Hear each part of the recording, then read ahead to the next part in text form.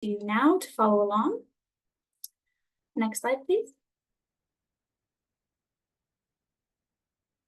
And just for a little bit of context about why we are organizing these webinars. So as a part of NAbSA, which is a Partnering for Climate project funded by Global Affairs Canada, and stands for Nature-Based Solutions for Climate Change Adaptation, Monitoring, and Impact Evaluation.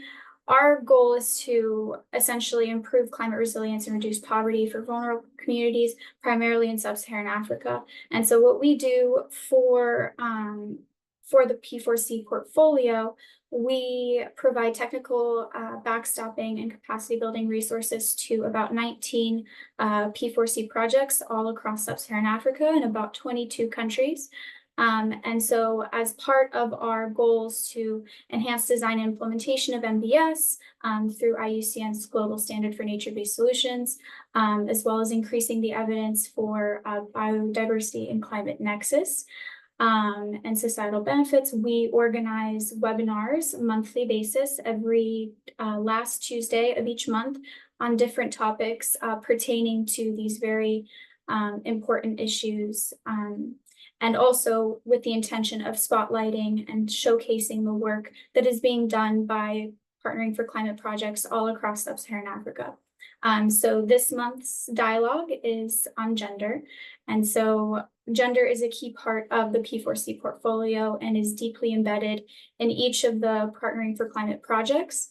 And so we wanted to invite a few of them today to speak on what they're doing on the ground in terms of gender, the lessons and the experiences that they have. But before we move to our panel discussion, I want to go ahead and open the floor to our Senior Program Manager for Gender, Jackie Siles, who will be just giving a brief overview of why gender is important in the context of nature-based solutions. So I will go ahead and pass the floor over to Jackie.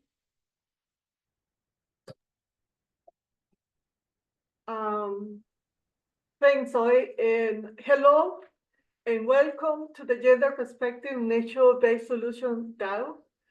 Today, representatives, as Zoe said, from 4 initiatives working across the Sub-Saharan Africa are going to share with us how gender consideration has been taken into nature-based solutions and what are the learnings on the ground experience. I would like to have the PowerPoint presentation, sorry, because I will cover what is in the PowerPoint.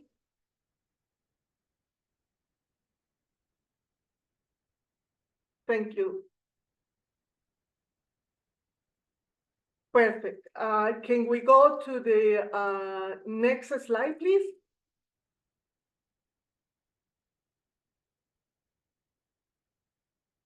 Okay. I would like to start the session saying that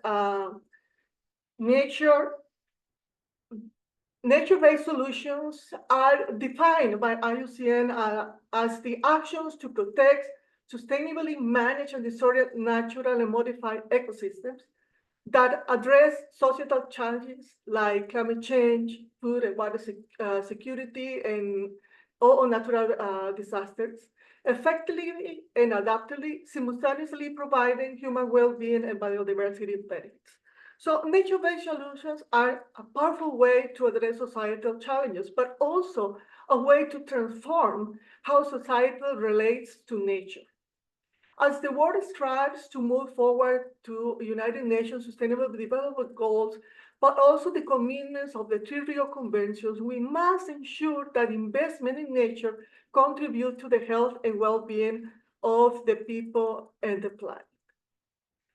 We all know that nature is fundamental to the well-being of all people. Healthy ecosystems are depend diverse livelihoods and economies, cultures, and the enjoyment of the wide range of human rights, including the right to life. Next, please.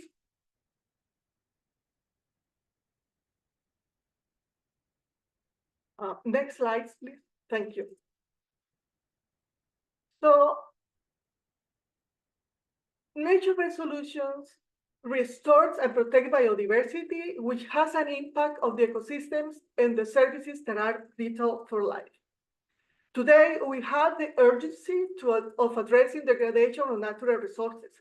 We know, for example, that land degradation affects more than 1.5 billion people, from drylands to forests to coastal zones, and approximately 25% of the non-plants and animal species are treated with extinction, and the natural ecosystem has declined by 47% on average, related to the earliest estimates. We also know that when degradation and inequality are together, they contribute to the vicious cycle of reinforcing poverty. And yet, in the IPCC 1.5 degree report asserts tackling poverty and inequality are key to a safe and just space for humanity. And yet the gaps continue to persist and are pervasive. They undermine restoration goals, while gender-responsive action delivers results. Worldwide, it has been agreed that gender equality is a prerequisite to achieve sustainable development, and the people, through diverse cultures, forms of knowledge and agency, steward and conserve nature, so securing human rights, with particular attention to those facing barriers that their rights, like women and indigenous people. So it strengthens nature conservation and sustainable use. Next slide, please.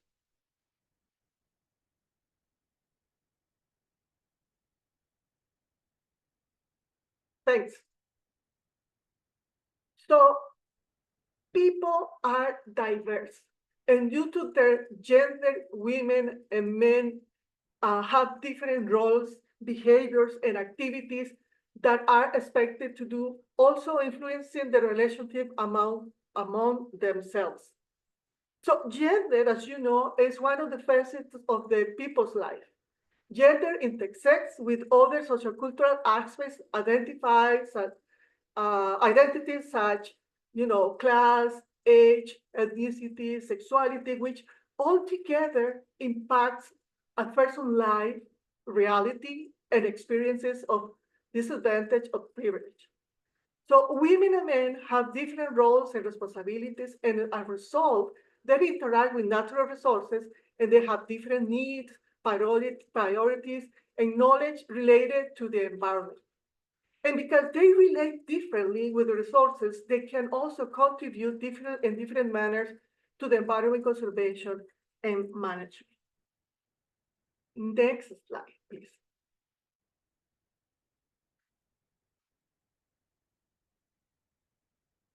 Okay, so people and their diversity are involved in designing and implementation of nature-based solutions, and gender dynamics are there present. So nature-based solutions can and must contribute toward gender equality outcomes as part of the right-based approach, because gender norms and power dynamics shape natural resources management. Women's and men's access to and use of and control over the natural resources is different. And diverse people have different knowledge. They value and benefit from resources differently, and they have different decision-making authorities, or they're also excluded. In addition, environmental degradation and climate change affects people differently, including based on gender and also social cultural factors. But we must recognize that women, as an agent of change, are leading nature-based solutions around the world because of the increase of women leadership, but also the implementation of gender equitable strategies, which are essential to realize both human rights and also the improvement of environmental outcomes. Next slide, please.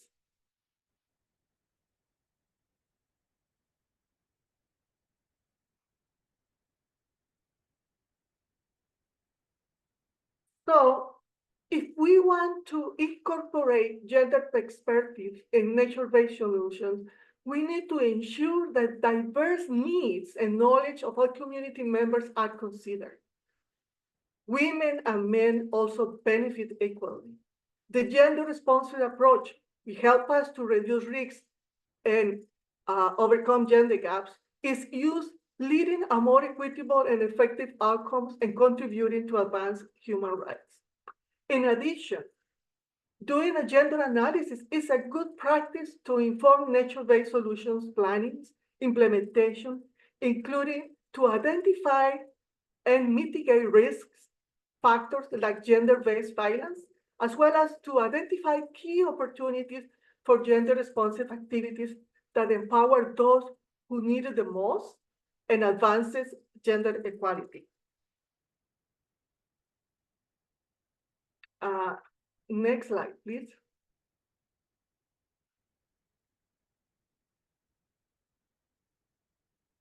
So finally, nature-based solutions. So finally, implementing nature-based solutions with the gender and human rights approaches can also help us to contribute to the implementation of criteria number 5 of the IUCN Nature-Based Solution Standard that establish that the need for having a nature-based solution based on aspects of inclusivity, transparent, and empowerment governance process.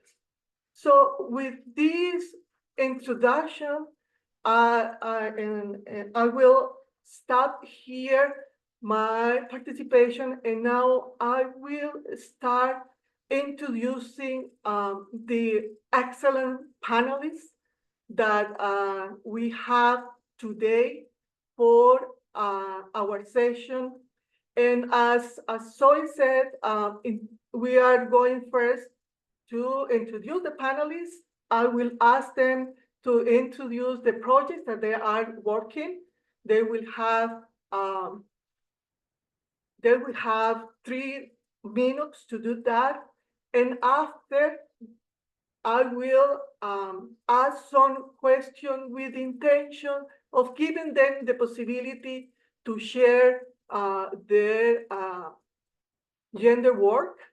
And after that, we will open the mic so all of you from the audience can take the opportunity to ask all these experts questions that you would like to know how to address them. So if everything is okay, so I will start introducing our first panelist.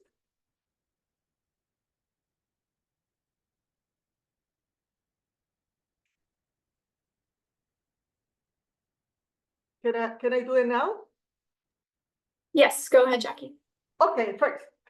Okay, our first panelist is Noelle Rancourt. Noelle has been a gender equality and inclusion advisor with Plan International Canada since 2018.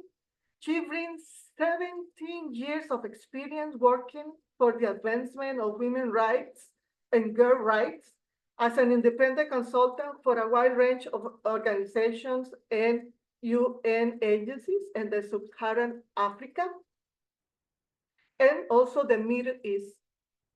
Her core strengths include gender analysis and intersectional feminist social change methods, and her predominant areas of focus are gender transformative climate actions and the prevention and response to gender-based violence, including feminist and trauma-informed approach. Noelle holds a PhD in Peace and Conflict Studies from the University of Oslo and a BA in Political Studies from Queen University in Canada. Noelle resides with her partner and 2 children in the traditional territory in Soyin Ojibwe Nation. I hope I can pronounce it well, where she is a yoga practitioner and a movement educator and a co-founder of the Earth Day Great Brews, which is an outdoor spring community festival aimed to energizing, strengthening, and diversifying the local climate action and movement. So Noel, you have 3 minutes to introduce the activities of the project.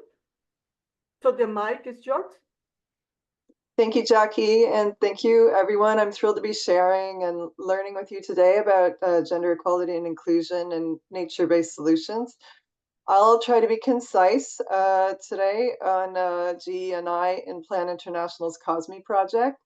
COSME stands for Conservation and Sustainable Management of Coastal and Marine Ecosystems. And for context, it's a project based in coastal Kenya and the transboundary region of Tanzania, and it supports 3 nature-based solutions for climate adaptation and biodiversity conservation.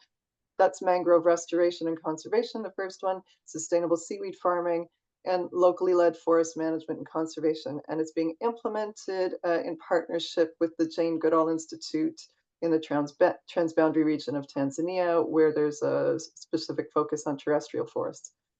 And so COSME meets the challenge of the climate crisis and the cascade of consequences this creates for nature and society, especially women and girls, by expanding the adoption of gender responsive and socially inclusive nature-based solutions, and by improving gender responsive and child and youth friendly governance for climate adaptation, resilience, and biodiversity, and by putting women's agency at the center of the project.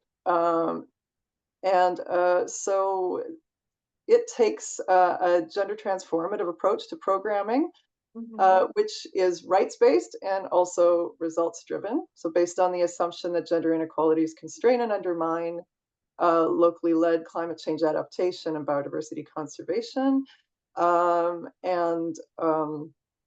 especially for those who are, have limited access to knowledge and skills, resources and assets, unequal decision-making capacities, and who are normally excluded from these governing processes. And it also addresses the common drivers of gender equality and environmental degradation, and the need to address these in tandem to move towards gender and climate justice. So there are 2 sort of levels where gender equality and inclusion has been integrated. First of all, in the project design, which applies Plan International Canada's gender transformative architecture. And secondly, we're deepening integration of gender equality and inclusion in the inception phase. We've completed the gender-based analysis and are trying to sort of really deepen approaches addressing social norm change. I can speak at greater length. I don't know where I'm at in the 3 minutes there. I think almost at the end of the 3 minutes, but don't worry because we have questions and people will ask more questions and you can give more detail. But thank you for introducing the project. And now we are going to move to our second panelist. And our second panelist is Colleen Kramer. Colleen is a sociologist by training with a master's degree in international studies, is particularly interested in feminist, intersectionalist, anti-racialist, and decolonial approaches in the sector of humanitarian aid and international cooperation. Driven by the passion for social justice, Colleen is constantly looking for opportunities to learn from others in order to enrich her experience in equality, inclusion, and defense of the women's rights. With nearly 15 years of professional experience, she has worked in the field of international humanitarian aid corporation as a project manager specialist in gender equality, as well in the community and the feminist sector in Montreal. A sector in which she is still involved as president of the Nation Le Ancre, which offers second and third stage accommodation for women experiencing difficulties and at risk of the homelessness. This experience allowed her to understand the impact of discrimination linked to sexism, racism, and ableism, which although through an intersectional lens, pushing her to specialize in partnership with feminist, women's, and activist organizations in different sectors, including access to education and training, women entrepreneurships, adaptation to the climate crisis, and fight against sexual and gender-based violence. So Colin, the mic is yours, and you have 3 minutes to talk about your project. Thank you, Jackie. If it's all right, I'm going to speak in French. Sure. Je le précise si vous devez mettre de l'interprétation. Merci beaucoup. Donc, le projet ReSea est un projet qui est mis en œuvre par Mission Inclusion et IUCN conjointement. C'est un projet qui s'inscrit dans la Grande Muraille Bleue, donc qui se passe dans 5 pays, donc au Mozambique, en Tanzanie, à Madagascar, aux Comores et au Kenya.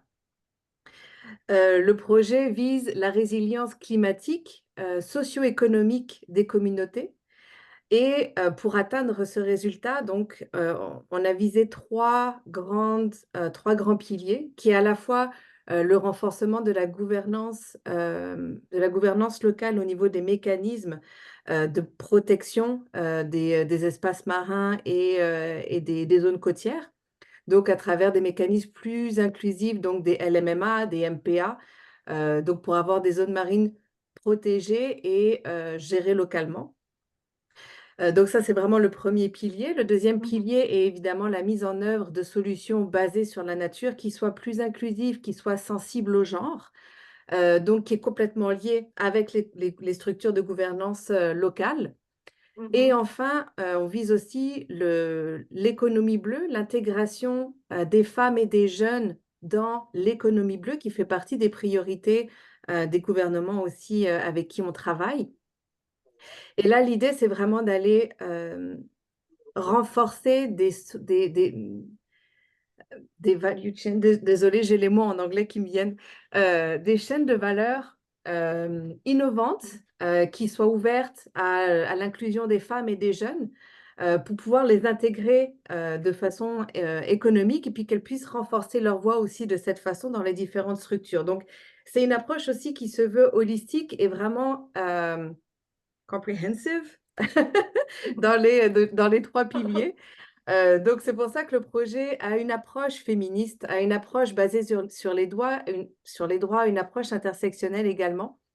Et donc, on vise vraiment le renforcement des femmes à différents niveaux, des femmes dans toute leur diversité également, non seulement dans la reconnaissance des impacts différenciés des changements climatiques dans leur situation, mais aussi de s'assurer qu'elles ont une participation active dans les différents mécanismes, donc qu'elles soient vraiment écoutées, qu'elles soient incluses, de s'assurer qu'elles vont bénéficier de toutes les activités qui vont être mises en œuvre, particulièrement des solutions basées sur la nature, donc le concept de benefit, et enfin de renforcer leur plaidoyer et le leadership. Et pour cela, une de nos actrices clés dans le projet sont des organisations féministes avec qui on travaille dans les 5 pays également, donc qui ont une couverture à la fois locale et nationale, et qui permettent aussi d'avoir une approche durable en matière de défense des droits des femmes et d'intégration aussi des femmes. Et je pense que je vais m'arrêter là parce que je pense que j'ai atteint mon temps. Merci beaucoup, Jackie. Oh my goodness, really interesting activities and holistic approach that you have, Colin. Now we are going to move to our next panelist. Our next panelist is Fernanda Abanda. Fernanda is a program manager at InterPairs, which is a feminist organization based in Ottawa that has been campaigning for social justice around the world for 50 years. Holding a doctorate in applied social science, she has worked for around 50 years for the recognition of the rights of marginalized groups, especially women and indigenous peoples, in the management of forest ecosystem, agricultural policies, decolonization of management practices, and the valorization of endogenous knowledge. She has been a researcher in various research centers, an expert with several international organizations, and lecturer at the universities in Canada. Fernanda believes in an approach of international solidarity based on the decolonial feminism and climate justice, where communities are recognized as stakeholders. Okay, Fernand, it's time for you to present your project. And like the previous panelists, you will have 3 minutes. Okay, thank The you, mic is Jackie. yours. Thank you, Jackie. I'm going to speak in French.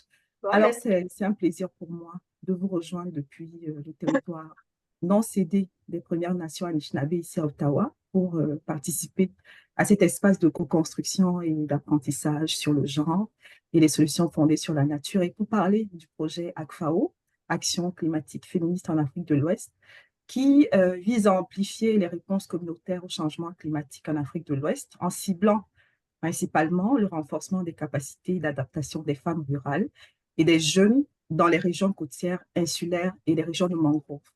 Alors, pour ce faire, le projet ACF-AO va miser à la fois sur le renforcement du leadership climatique et l'inclusion des femmes rurales et des jeunes dans la gouvernance de la biodiversité, mais également sur la restauration des écosystèmes par l'adoption accrue des solutions basées sur la nature et fondées sur les communautés. Et enfin, le projet ACF-AO va également miser sur l'amélioration des moyens de subsistance des femmes et des jeunes par l'autonomisation économique et la diversification énergétique. Alors, c'est un projet de 3 ans qui a débuté l'an passé.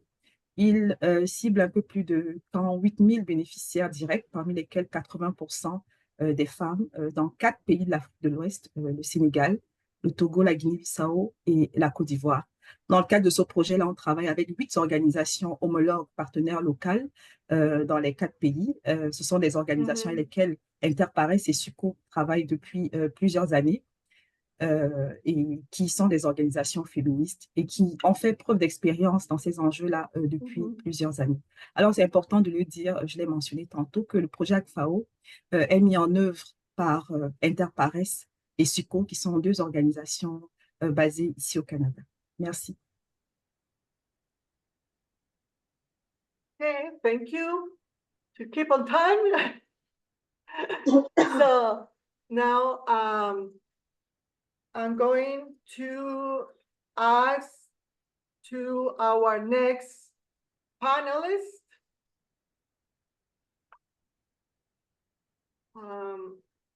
that introduce herself and because she has to introduce herself, we're going to give her a little bit more of time, a couple minutes than the rest of the other panelists. And please, Tiranke, can you introduce yourself and talk a little bit about your project? Ok, merci beaucoup. Je vais m'exprimer en français. Alors, je suis Tiranke Ngangep Kamara. Je suis conseillère technique en égalité hommes-femmes et inclusion sociale au compte du projet Forêt Guinéenne NbS. Je suis basée en Guinée, Conakry. J'ai 10 ans d'expérience dans le domaine du genre. Je suis également titulaire d'un Bac+4 en sciences politiques et très passionnée par les questions de genre, car j'ai entamé ma carrière professionnelle au sein d'une ONG gabonaise, Agir pour le genre, où j'ai occupé de façon graduelle plusieurs postes en qualité d'assistante sociale et chargée de programme. Donc, je suis revenue en Guinée, mon pays d'origine, en 2015, où j'ai évolué au sein de plusieurs mouvements d'activistes de la société civile, notamment l'Association nationale des femmes leaders, l'Organisation de secours aux personnes vivant avec un handicap, également la Coordination nationale de la société civile guinéenne, où j'ai activement contribué à la conception et à la mise en œuvre de plusieurs projets de mobilisation sociale. Et ces projets étaient dédiés vraiment aux femmes et aux différentes couches vulnérables des communautés en Guinée et dans les zones rurales, notamment la Haute-Guinée et la Basse-Guinée. Donc, c'est en 2019 que j'ai rejoint le Centre d'études et de coopération internationale, le CECI, en qualité de spécialiste genre, C'était dans le cadre d'un projet de gouvernance locale en zone extractive. Au thème de ce projet, j'ai également travaillé avec le catholique Relief Service, où j'étais la responsable des organisations de la société civile et j'assurais vraiment le rôle de gouvernance organisationnelle dans le cadre du renforcement du système de santé en lien avec la promotion de la santé reproductive.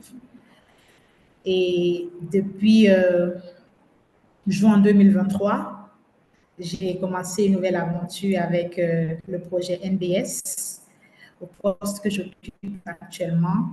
Et c'est une très belle aventure dans le cadre de l'adaptation au changement climatique. Donc ça, c'était juste pour ma présentation. Donc, je vais enchaîner avec une petite introduction sur le projet. Le projet NbS, ce projet d'adaptation climatique basé sur la nature dans les forêts guinéennes d'Afrique de l'Ouest, est vraiment un projet qui est conduit par le consortium de l'entraide universitaire canadienne, l'EMC, et le CECI, le Centre d'études et de coopération internationale, qui ont reçu un financement des Affaires mondiales Canada, AMC, pour la mise en œuvre de ce projet. Donc, ce projet, il couvre 3 pays, la Guinée, la Côte d'Ivoire et le Ghana. Donc, dans chacun de ces pays, il y a 2 paysages qui sont pris en compte, dans lesquels les activités du projet sont mises en œuvre. Le projet, lui, il a pour objectif vraiment d'améliorer l'adoption des solutions fondées sur la nature, sensibles aux gens et inclusives, pour l'adaptation au changement climatique parmi les communautés résidentes dans la région forestière, que ce soit en Guinée, au Ghana et en Côte d'Ivoire. En tant que tel, le projet, il va bénéficier directement aux populations forestières rurales résidant dans les régions cibles et plus particulièrement aux femmes. Donc, les principaux objectifs ou résultats attendus par ce projet, c'est justement l'amélioration du leadership des femmes et le renforcement aussi du processus de planification à l'adaptation au changement climatique dans le système de gouvernance locale. Il s'agira également de promouvoir la restauration des forêts dégradées et aussi d'accroître le pouvoir économique des femmes. Donc, voilà en quelques mots le projet NbS en Guinée et les objectifs vraiment qui sont visés par ce projet. Merci. Thank you, Tenange, for your introduction. And now that we all know more about the projects where the panelists are working, I would like to do a few questions and then open the mic for the audience to ask. So my first question is going to be for all of you. So if you want to answer, just raise your hand so I can see it in my screen, and I can give you, the floor so you can talk. So the first question that I would like you to answer is, what are some of these key aspects that nature-based solutions should consider when designing and implementing a gender-responsive activity? Fernande, you are the first one. Go ahead. Good. Alors, je pense que, et c'est l'expérience de nos homologues depuis des décennies qui travaillent sur ces enjeux-là, qu'il est essentiel que les femmes soient totalement engagées et qu'elles soient partie prenante du projet et de ses activités. Ce qui veut dire que le projet et les solutions fondées sur la nature, ici, doivent être fondées sur les expériences, les besoins et les intérêts exprimés par les femmes, parce que le risque ici, c'est de développer des solutions fondées sur la nature qui ne sont pas viables pour les communautés et pour les femmes, qui ne vont pas en tirer aucun co-bénéfice parce que leurs besoins et leurs savoirs ne sont pas pris en compte. Alors, spécifiquement pour le genre, il faut prendre en compte les relations de pouvoir pour mieux identifier les dynamiques de genre et les enjeux d'intersectionnalité, mais aussi il faut comprendre les besoins et les priorités des femmes dans les communautés concernées. Par exemple, au Sénégal, dans la région du Siné-Saloum, où le projet ACF-AO est mis en œuvre, pour certaines femmes qui exploitent le sel, par exemple dans la localité de Palmarin, leur priorité serait une meilleure organisation de la filière de sel et non l'accès et le contrôle de la terre et des puits de sel, puisque traditionnellement, les puits de sel sont les propriétés coutumières des femmes qui se les transmettent de génération en génération. D'où l'importance de considérer les priorités des femmes et également de mieux comprendre le contexte. Une autre considération essentielle, et je vais terminer par celle-là, que nous enseigne également l'expérience des partenaires locaux d'Interpares et de SUCO, c'est qu'il faut aussi impliquer les parties prenantes qui ne sont pas traditionnellement associées à la promotion de l'égalité de genre et même ce que l'on peut appeler les gardiens du patriarcat, par exemple, les chefs traditionnels, les chefs religieux, et en plus des décideurs institutionnels. Alors, dans le projet ACF-AO, les activités de sensibilisation, de formation en masculinité positive et de dialogue sur les inégalités de genre impliquent aussi les hommes, qui sont généralement les garants de la gestion des terres et les gardiens des normes patriarcales qui vont renforcer la vulnérabilité des femmes. Alors, c'est important de les impliquer et lorsqu'on les implique, on note plus d'ouverture et de soutien à l'endroit du pouvoir des femmes. On note aussi une meilleure acceptation des activités du projet, ce qui évite les conflits. Et on remarque également que certains hommes deviennent par la suite des champions féministes qui appuient les activités de femmes, notamment les enjeux de plaidoyer et de demande en ce qui concerne leurs droits sur les ressources. Voilà peut-être les deux éléments clés que je peux apporter, que peut apporter le projet ACF-AO par rapport aux considérations essentielles à prendre en compte. Thank you, Fernanda. This is a really good two ideas that you thank for sharing these really two good ideas. And now I will open the mic to Noel, so you can add more of these considerations. Sure. Yeah. Oui, merci beaucoup à ma collègue Fernande. Et j'aimerais appuyer son point sur les priorités des femmes. And I think maybe if I were to summarize it, I would say the importance of mitigating risk and also maximizing impact. And, you know, so we all know it's all too easy for nature-based solutions to inadvertently deepen gender inequalities and social exclusion, you know, to reproduce the hierarchies, to increase women's burdens, to give them, and to put the sort of the onus of the work of ecosystem conservation and restoration on them. And we know that there's the risk of male capture, where there are potential benefits, and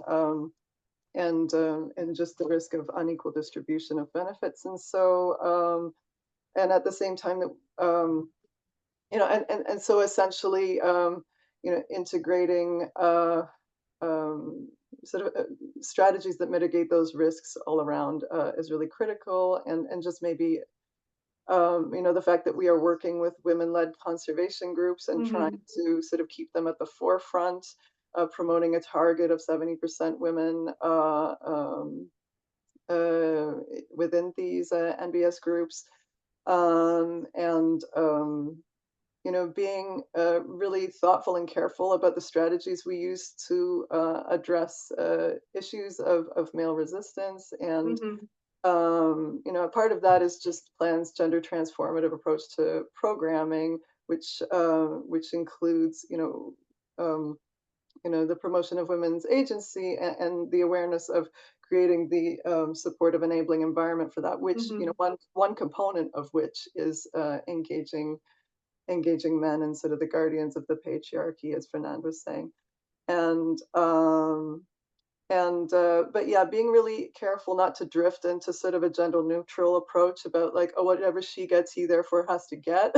But keeping equity and gender justice and transformation of systems really at the forefront of our thinking. And so that being more about like shaping what the discussions then need to look like to sort of bring men in as allies and also beneficiaries of a process that is very woman focused and woman led.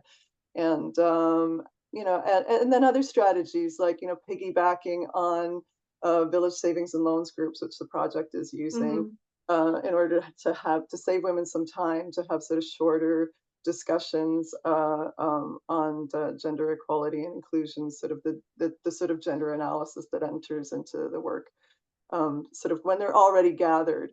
And then maximizing impact, you know, again, is also this gender transformative approach, where you know, we're integrating gender equality and inclusion into sort of the gender responsive nature-based solutions, into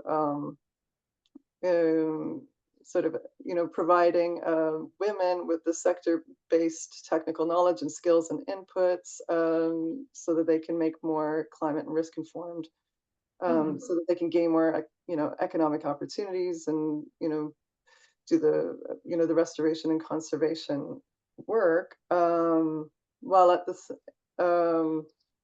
so integrating gender equality into our training materials, into assessments. So, for example, like in for the seaweed sector, like a value chain assessment and assessment of the export market and the local market. But then going for a deeper dive when it comes to women's agency and learning from some of our past programming also. So I'm afraid I might be drifting into other questions, but we can talk about, you know, I can say more about what we're doing to maximize impact in our sort of household-based approach there. Okay. So wait for the other questions so you can add more information. Okay, I think, Tiranke, you want to say something else? You would like to add another ideas? I saw your hands up. And if you're talking, your mic is mute.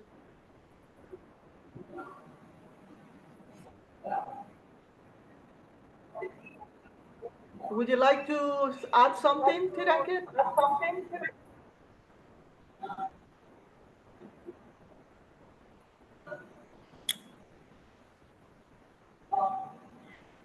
Okay. Oui, hello? Yeah, go ahead. OK. Je voulais aborder dans le même sens que Fernanda l'une des considérations vraiment importantes à tenir compte, c'est vraiment l'implication des femmes dans l'identification des besoins en matière d'adaptation au changement climatique.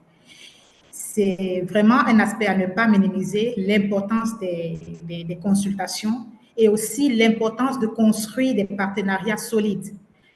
Dans le cadre du projet Forêt guinéenne, le CECI ainsi que son partenaire ont mené beaucoup d'études avec les différentes parties prenantes clés, en impliquant les communautés, les organisations de la société civile, les groupements de femmes, les organisations environnementales, etc., sans oublier aussi les services techniques déconcentrés du gouvernement.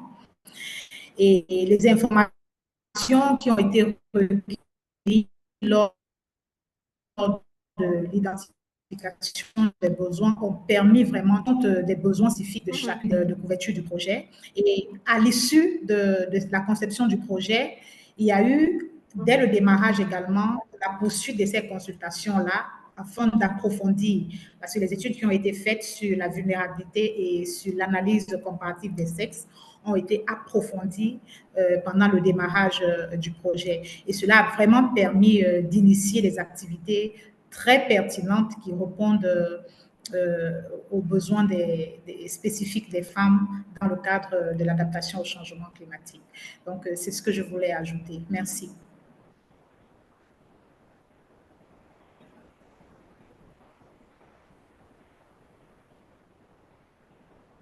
Thank you, Tiranke. And it seems like putting attention to women priorities and needs are relevant, that we need to engage male partners in the process, that mainstream gender and the different activities and actions, governance, value chains is also relevant. We have more questions, so Colleen, I'm going to ask you the next question because you already had your hand raised. And I would like to know if you can tell us about what was the process of developing the gender strategy of the project, and what things you learned about this process. Merci, Jackie. Dans le processus pour développer notre stratégie genre, on y allait vraiment en plusieurs étapes. Dans ReSea, il y a eu évidemment des consultations avec les groupements de femmes, mais c'est surtout à travers nos organisations féministes partenaires qu'on a réussi à vraiment, comment dire, asseoir la stratégie genre de façon très concrète dans le projet. Et on a utilisé un tableau en fait qui reprenait une stratégie genre en 4 piliers, qui était donc la reconnaissance de l'impact différencié pour les femmes, comment s'assurer de la participation active, comment s'assurer que les femmes, et quand je dis les femmes, c'est les femmes dans toute leur diversité, hein, évidemment, on a fait une analyse intersectionnelle de tous les enjeux et des obstacles aussi que toutes les femmes peuvent rencontrer. Donc au niveau des bénéfices, puis à la fin au niveau comment assurer plus de leadership ou plus de voix aux femmes. Et à travers ces 4 piliers, en fait, dans tous les résultats, on a travaillé avec les partenaires féministes pour vraiment identifier comment, dans chaque résultat, cela peut s'articuler, comment est-ce qu'on va s'y prendre. Parce qu'une des particularités dans le ReSea, c'est qu'on a beaucoup de partenaires. Comme on est dans 5 pays, évidemment, la stratégie doit être adaptée dans chacun des pays, mais d'avoir une multitude de partenaires, forcément, ça implique aussi d'avoir quand même des stratégies qui soient très, très claires, avec des actions très spécifiques pour être sûr que tout le monde a la même compréhension. Parce que souvent, sinon, une stratégie genre reste quelque chose sur le côté qui n'est pas réellement implanté, en fait. Donc ça, c'est aussi une leçon apprise de tous les projets qu'on peut avoir. Donc, s'assurer qu'elle est vraiment très concrète, qu'elle est très intelligible et qu'elle est très compréhensible par tous les partenaires. Donc, c'est un outil qu'on a utilisé pour la stratégie genre. Et puis, évidemment, le point de vue de tous nos partenaires féministes au niveau, surtout pour la partie du leadership également, avec tous les mécanismes au niveau du droit, des engagements des pays, par exemple, qui veulent pousser l'économie bleue, ou tous les engagements pour respecter l'égalité entre les femmes et les hommes, etc. Donc finalement, tout ça commence à s'articuler au niveau local dans les seascapes. Donc ça a été un grand travail qui a été fait avec nos partenaires féministes. Je vais laisser la parole aux autres.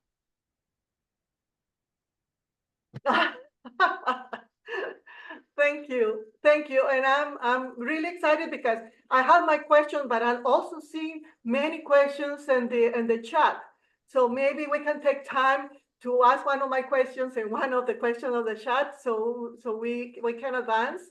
And you see in the chat there is a question that says that if you please can share some highlights of some challenges and way forwards to the inclusion of women in nature-based solutions.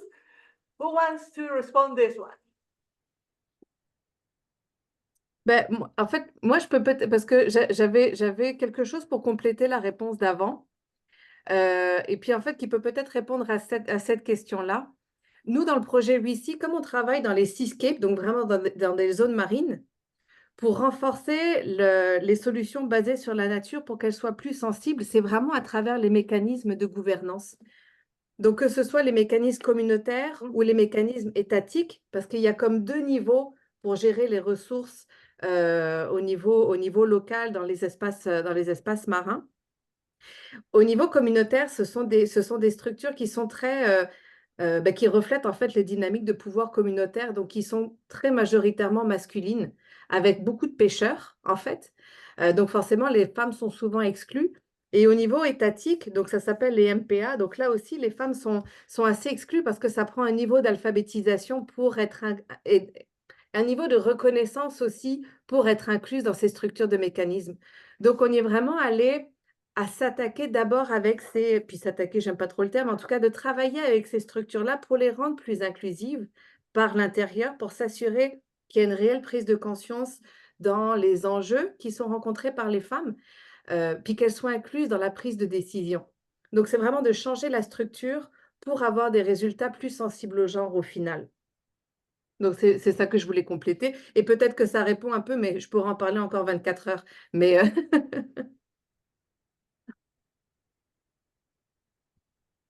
Okay, anyone from the other panelists? Okay, Fernandez, go Yes, you sorry. first. Yes, I have few problem with my camera. I don't know why it doesn't work. But we can hear you clearly. Okay, that's more important. Donc, en ce qui concerne les outils et les pratiques qu'on peut mettre en avant pour promouvoir l'égalité de genre, pour répondre à la question du panel, dans le cadre du projet ACF-AO, nous on mise beaucoup sur les dialogues et le plaidoyer, parce que ce sont des outils clés pour pouvoir avancer les droits des femmes, mais également impliquer les femmes dans la prise de décision. Alors, les activités de dialogue avec les décideurs et les chefs traditionnels, et souvent des chefs religieux également, au Sénégal par exemple, vont permettre de les impliquer activement dans le projet. Les femmes vont pouvoir elles-mêmes porter la voix pour parler de leur vulnérabilité et des solutions qu'elles privilégient. On remarque aussi qu'il y a une meilleure compréhension des enjeux du projet. Avec ces dialogues-là, on observe qu'il y a une perception plus positive. Les dialogues favorisent également l'appropriation, mais également l'intégration du projet au niveau de la communauté, mais également au niveau national, parce que lors de ces dialogues, il y a d'autres décideurs, par exemple les municipalités et les institutions étatiques, qui sont impliqués durant ces dialogues-là. Et lors de ces activités, on peut également mieux apprécier les dynamiques de pouvoir et jauger au fil du projet comment est-ce que cela avance, parce qu'on a l'opportunité de voir les femmes prendre la parole, on a l'opportunité d'apprécier leur agentivité, mais également de voir l'ouverture ou alors la posture des hommes présents durant ces dialogues-là. Alors, les dialogues sont également des espaces pour le lobbying et le plaidoyer. La formation des femmes en plaidoyer va, par exemple, favoriser la participation de ces femmes-là dans le cadre du projet ACF-AO. Nous travaillons beaucoup avec les groupes de femmes, mais également des groupes au niveau organisé dans les localités. Et donc, ces groupes-là vont recevoir des formations en plaidoyer qui vont favoriser leur facilité à prendre la parole, à communiquer, mais également à faire preuve de plus d'agentivité. Ça va également leur permettre de plus participer aux dynamiques nationales pour porter le plaidoyer à toutes les échelles afin de promouvoir des politiques et des mesures concrètes en faveur des femmes dans le changement climatique. Il y a également, peut-être je vais terminer avec ça, le fait d'intégrer des actions et des pratiques sur les savoirs traditionnels endogènes. C'est très important. On voit par exemple, dans le cadre des îles Bijago en Guinée-Bissau, que les communautés ont un rapport particulier avec la nature qui est plus que l'espace boisé que nous on perçoit. Et généralement, les femmes sont souvent des gardiennes de ces savoirs-là qu'elles mettent en œuvre, qu'elles pratiquent pour pouvoir limiter les impacts des changements climatiques. Alors, c'est important de se reposer également sur ces savoirs-là pour qu'on puisse mieux intégrer les enjeux de genre, mais également les priorités des communautés. Merci. Thank you. Tiranke, you want to help us to respond what are the challenges and the way forward to include women in nature-based solutions?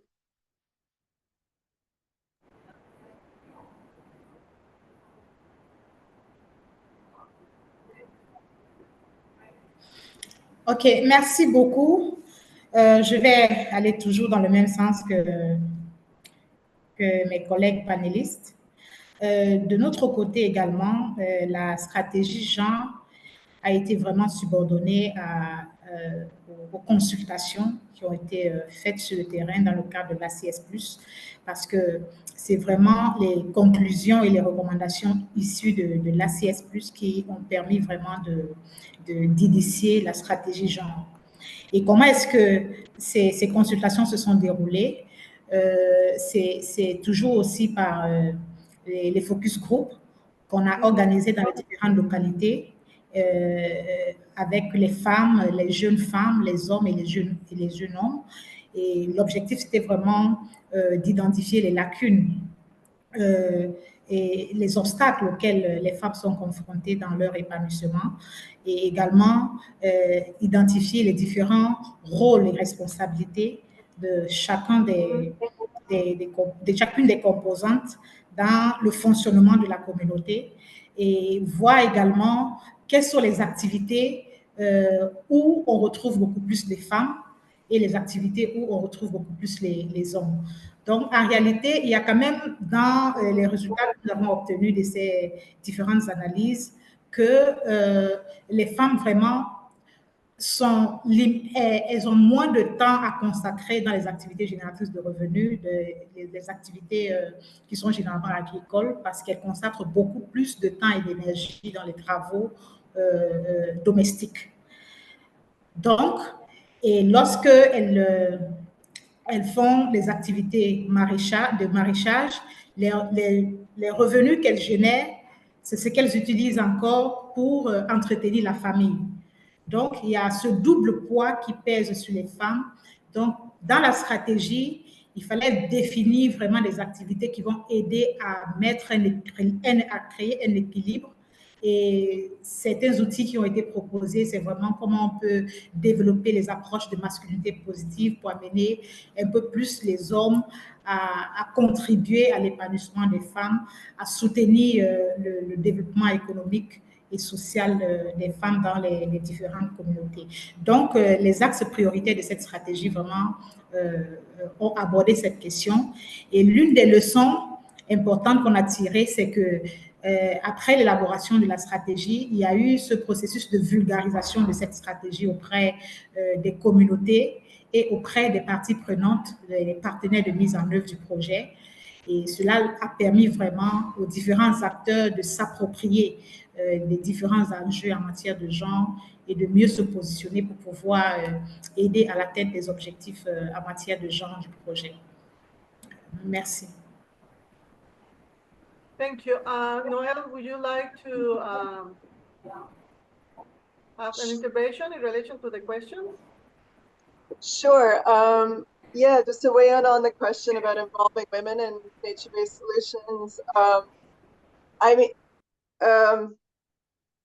I think maybe just the thing to add is that, you know, women in our project areas, like women are already involved in these nature-based solutions. And so we're asking them to become involved additionally in the project and, you know, to expand their involvement in certain ways. And so one of the focuses that we need to bring attention to is, well, how do we help them to sort of gain the time to be able to do that? And so it's a combination of these strategies, which is also ultimately sort of aimed to support women's agency overall in nature-based solutions. So there is an introduction of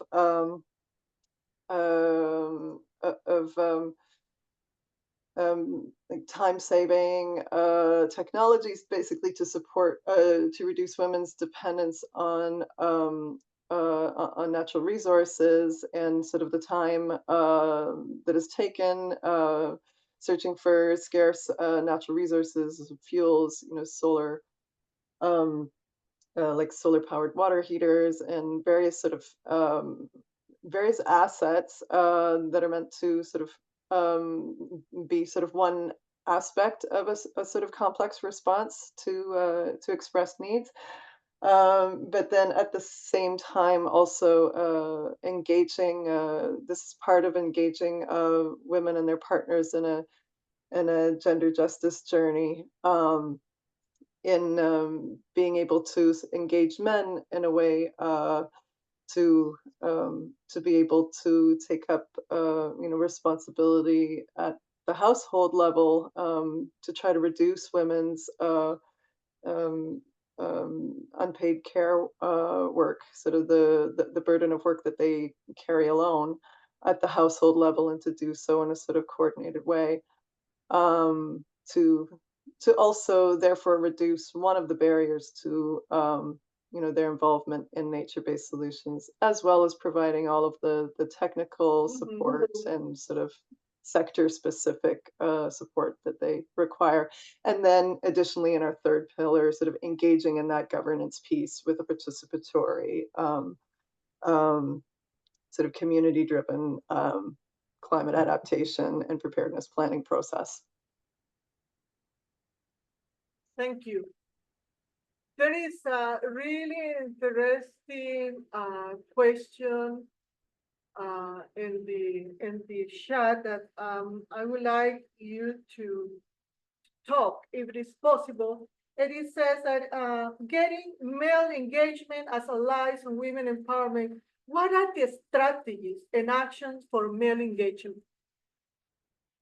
So how can we make sure that we have the support of the men and the communities? So as a champions, as we said, of promoting gender equality. So any ideas of how can you do it? Because the question is here is how we manage to have women and men in the same boat, in the same direction, going, supporting each other. Noel, you go first. Sure, I can take a stab at this one. Mm-hmm. Yeah, so men are a part of these conservation groups already, but part of what we're trying to do is, rather than engaging random men within the community, is to be very strategic and allowing women to be able to invite their partners and to sort of take part in this sort of tandem process where men are engaged in their own sort of parallel process, but where there are these sort of points of interaction and discussion and reflection with women and men. So they are sort of advancing towards a reflection and analysis of how power is distributed, how workloads are distributed within the household, so that they can examine that together and then revisit it, and sort of leading to household action planning processes. And how we involve them is the first of all, sort of consulting with women, discussion with women about strategically which men to involve. I mean, ideally it would be all of them. But, with targeting, I think we have to be a little bit strategic with the numbers. And so, who are the men that are influential? Who are the men who maybe could use a mentor? Who are the men who are problematic? And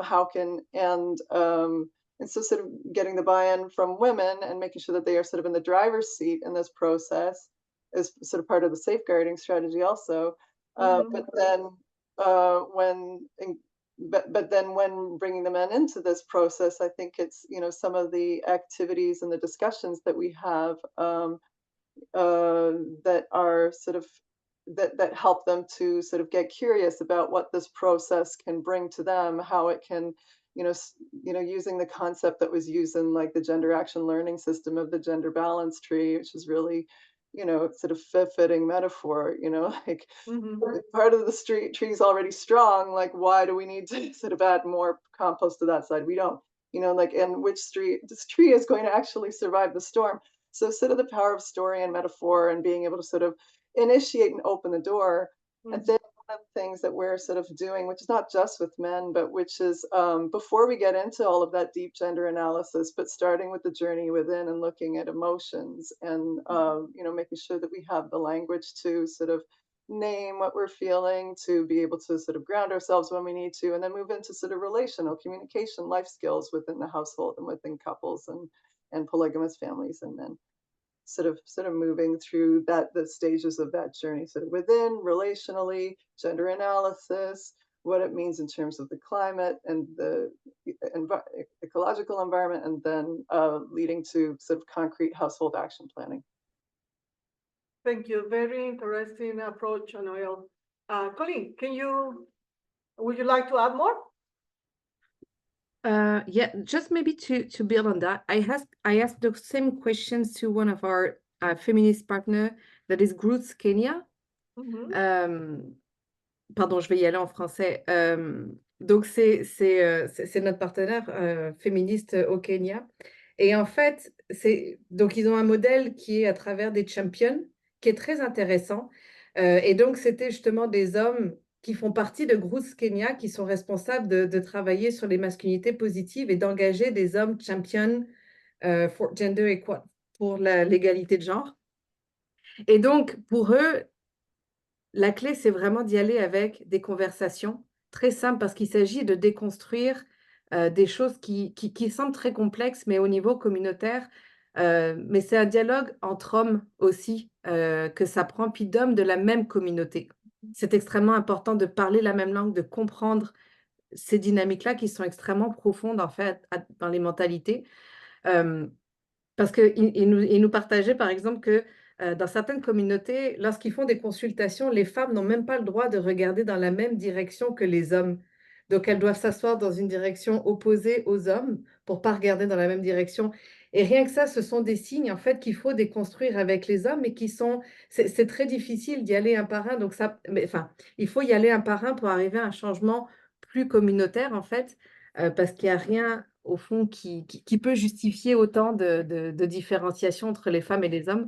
Donc, c'est ça. Donc, ce qui est recommandé, c'était vraiment d'y aller avec des hommes de la communauté pour avoir des conversations, pas forcément des formations, etc. Vraiment juste des conversations très informelles pour arriver à changer les pratiques néfastes, puis les normes sociales qui sont particulièrement des obstacles, en fait, à la participation, à la consultation, à la parole des femmes, tout simplement à leur inclusion. J'espère que ça complète. Yeah, I think that it really completes what it was said before, but it's really interesting that point out that men needs a time to think and discuss about, you know, how the masculinity idea of being a man in a community has been built and the impact in their lives and the lives of other people. I think that possibility of giving the men the space to talk, to discuss, to find men champions and you know, be with them and support them in that process is a good way to start making this male strategy possible. There is also an interesting question in the chat. Now I'm moving to the chat. People from the audience want to, please, if you can give examples, tangible examples of different ways in which women and men interact with natural resources in your project.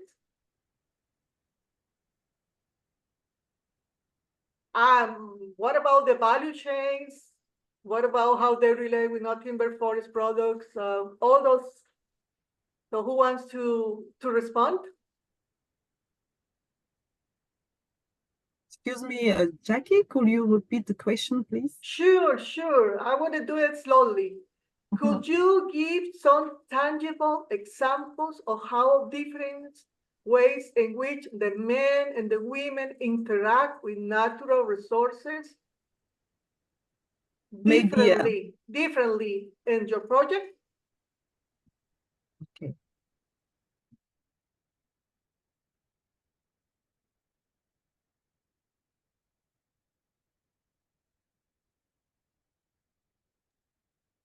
Maybe, I don't know if it is, I will switch in French. Yeah, Je ne sais pas si you can speak in French.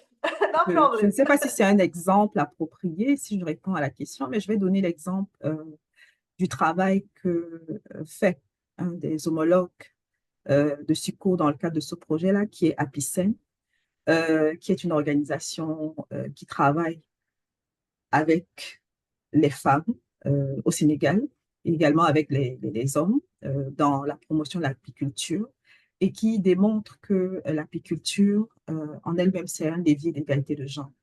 C'est particulier parce que dans la plupart des pays de l'Afrique de l'Ouest, et notamment au Sénégal, dans les coutumes, on sait que les femmes ont été systématiquement exclues de la production apicole, qu'elles n'intervenaient pas dans le processus pour occuper un rôle secondaire dans la transformation des produits de la ruche. Généralement, l'apiculture est vue comme, les abeilles en général sont vues comme des insectes qui sont comme distants des femmes. Il y a souvent des croyances qui vont attribuer à des abeilles des pouvoirs de stérilité, des pouvoirs également vraiment dépendamment de la croyance sociale, mais on voit bien qu'avec ces croyances-là, les femmes sont comme mises à l'écart.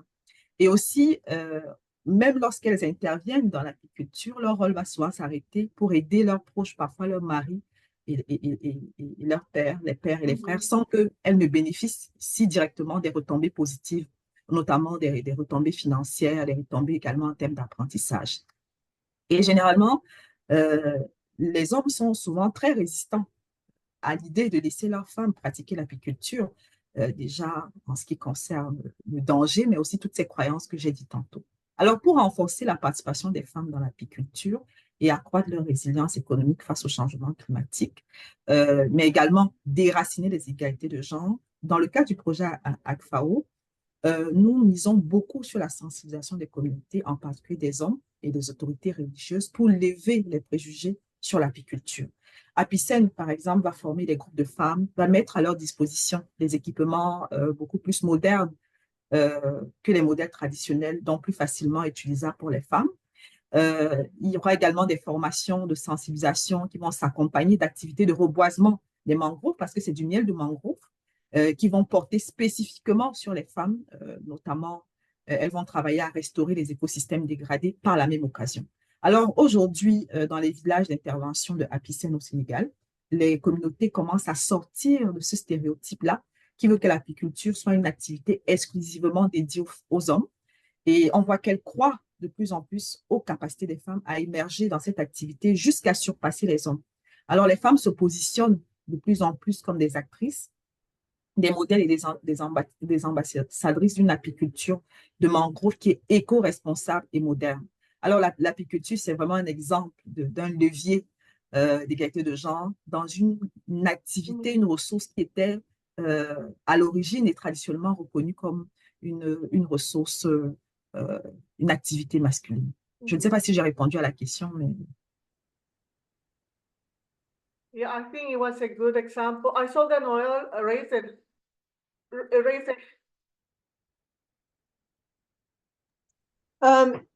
Yeah, I mean, we're just sort of at the beginning sort of phase of intervention here. So,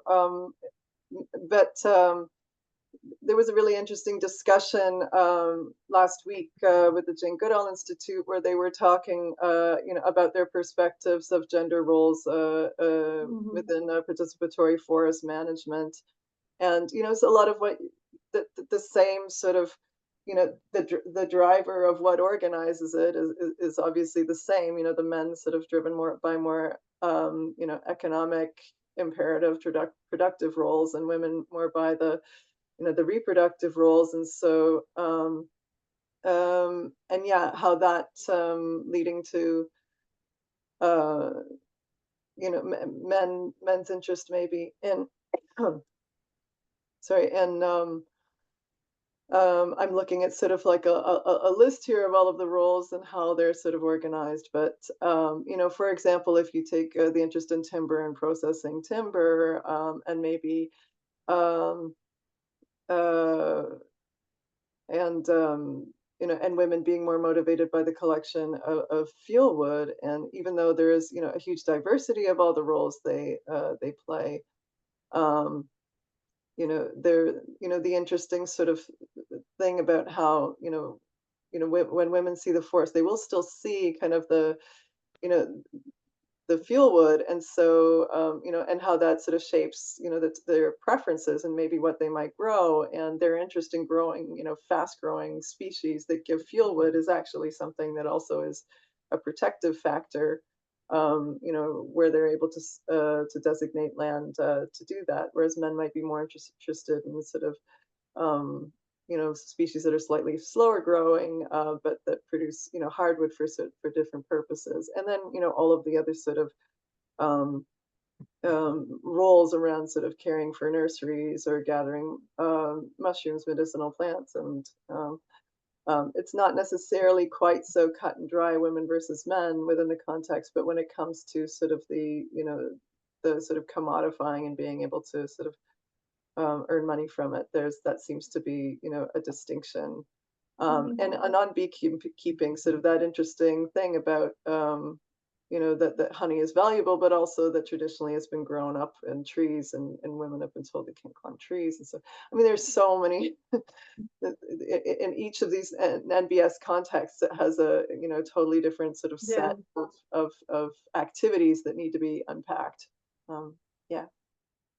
Thank Noel. I think we have Siranke comments, and I think after that we will close the session for questions, because we need to close the event. That has been really interesting. At least from my side, I have been learning a lot. And Tiranke, can you please open your mic and your camera so we can listen to you?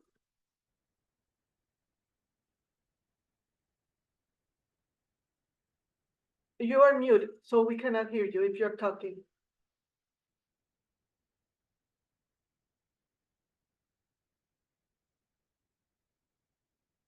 Okay, we can see you. Now you can talk.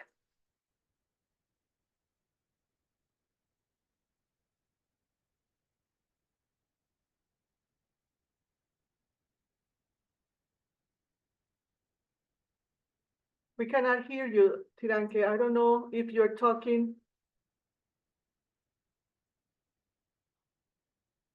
You're still mute.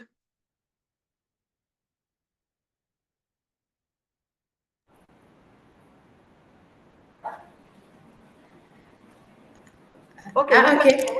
Go ahead. OK, merci. En fait, je voulais juste renchérir avec juste un dernier exemple avant qu'on ne clôture peut-être cette rencontre qui est très intéressante. Je voulais donner un exemple un peu du rôle, la répartition des rôles des femmes et des hommes pour ce qui a trait aux activités agricoles en Guinée. Donc, quand vous prenez la chaîne de valeur ici, dans les communautés, les femmes et les hommes évoluent en groupement agricole. Et lorsque vous prenez un groupement qui évolue, par exemple, dans le maraîchage, dans le groupement, la responsabilité des hommes, c'est juste d'assurer le labour. Les femmes seront celles qui vont faire la semence, entretenir le plant, assurer la récolte et faire la commercialisation des produits. Sauf qu'en fin de compte, l'argent généré, les revenus, en lien avec cette activité sera réparti de façon égale. Et les revenus de la femme seront utilisés pour subvenir aux besoins du ménage.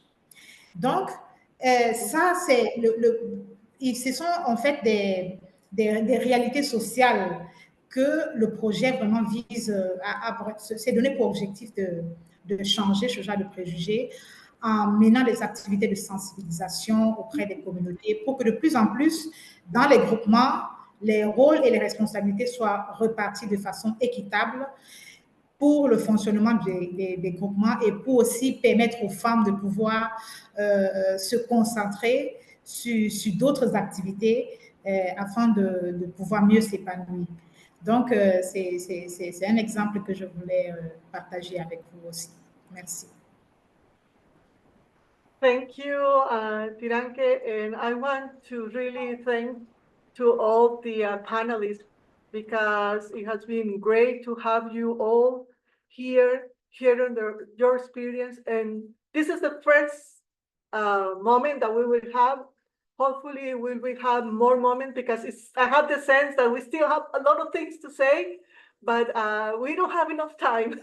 So there's always not enough time, but I really want to thank you for giving your time, sharing your knowledge with us, and that we make sure that this is not the first time that we're going to have the opportunity to learn from each other. I also want to thank the audience. We have a lot of people today, and I hope that you have learned a lot. Now you know who can you talk to and contact. We are here to support you in the best way that we can. And now I will pass the mic to my colleague so she can continue. Thank you to all of you. Thank you, Jackie, and also a big thank you, merci beaucoup on my side. I think we had a really great discussion, and I agree with you, Jackie. A lot more is left to be said, especially in a topic as important as this and as integrated in your projects as gender is. So hopefully we'd love to maybe organize more gender-focused sessions in the future. But yes, I also want to personally thank Noelle, Tiranke, Colleen, Fernand for your time and for your insights. It is very much appreciated. I will go ahead and quickly share a survey that we'd like to organize. So here is the access code on your screen. if you can go ahead and access Menti by just going to menti.com. So I'll leave a few minutes.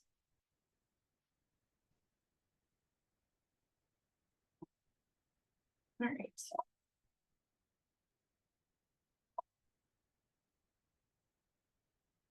So the access code, oops, is also right here on your screen.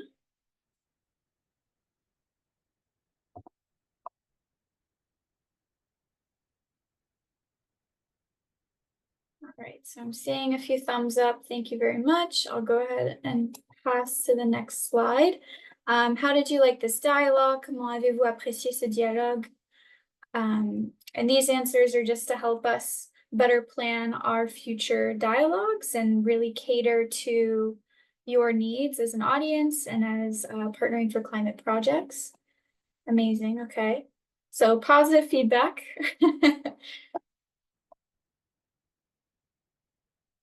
Great. Thank you.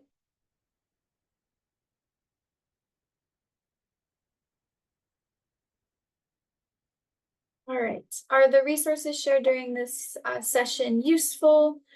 So we talked about a few resources that can be accessible in this discussion.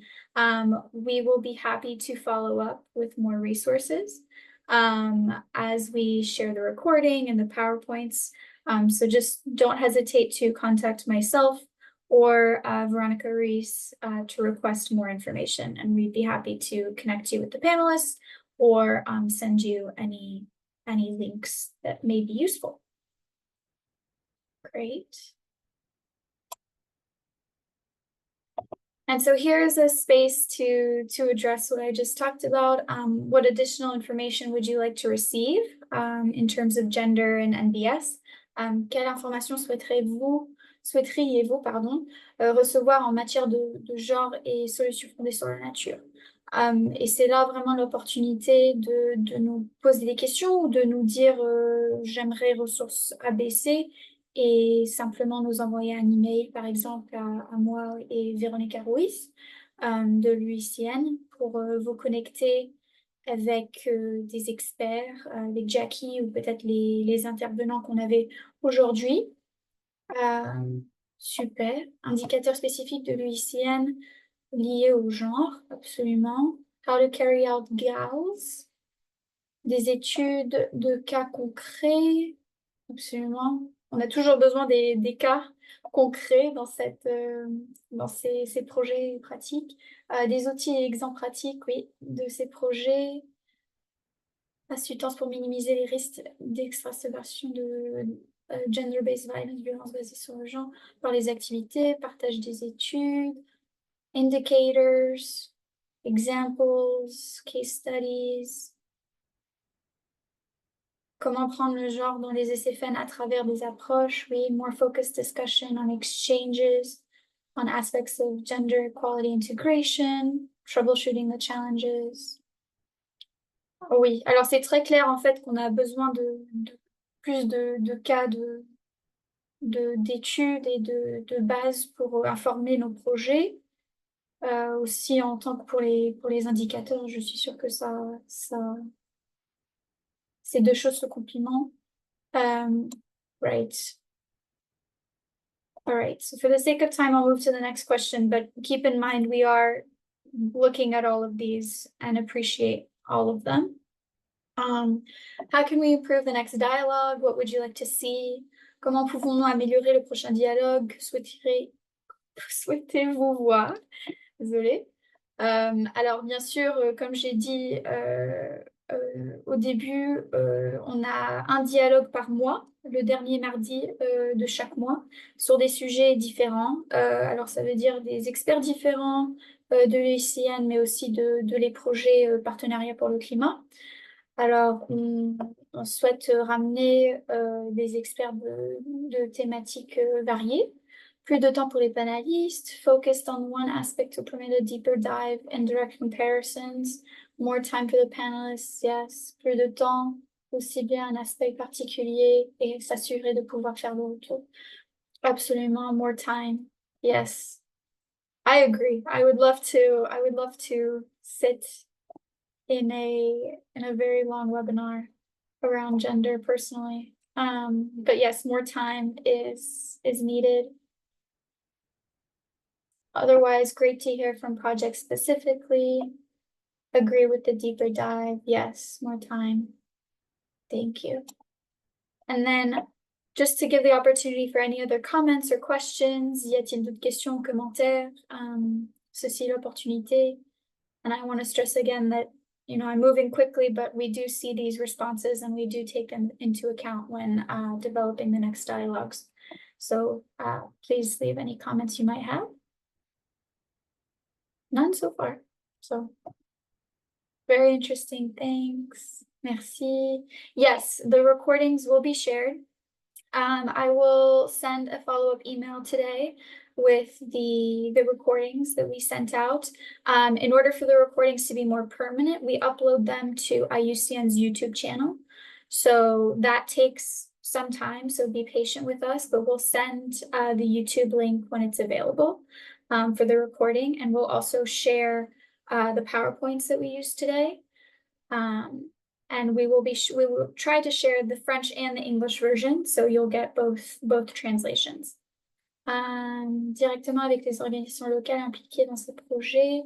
Alors, IUCN, dans quelques projets, peut-être pas nécessairement dans les projets qui ont présenté aujourd'hui, ils sont peut-être partenaires ou experts sur la biodiversité ou la conservation pour certains des projets dans le partenariat pour le climat, mais ils sont pas, nous en tant que NAbSA, nous ne sommes pas directement, on ne travaille pas directement avec les projets paix forcée sur le terrain en Afrique. Nous, on est juste là pour le soutien de capacité et technique en tant que NAbSA. Alors, mais pour les autres projets qui ont des équipes NAbSA dans leur projet, leur structure, c'est une autre histoire. Great, thank you. So I will go ahead and lots of thank yous as well. I will go ahead and close the Menti.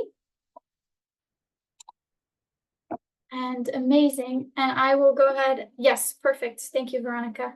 So like I mentioned, we have a NAbSA talk at the end of every month. You'll see that the next one is July 30th on sustainable livelihoods and alternate enhancements.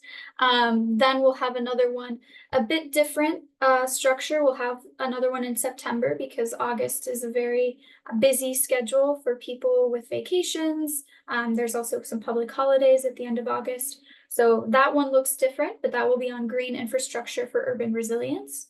And then we'll have another one on coastal communities, then policy and governance, and then financing for nature-based solutions in November.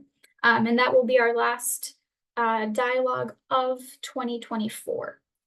So we hope to bring you more in the next year, but those are the ones that are planned for this year. So once again, I want to thank you very much for your patience as we went a little bit over by 4 minutes, and thank you again for attending. Thanks a lot. Thank you all.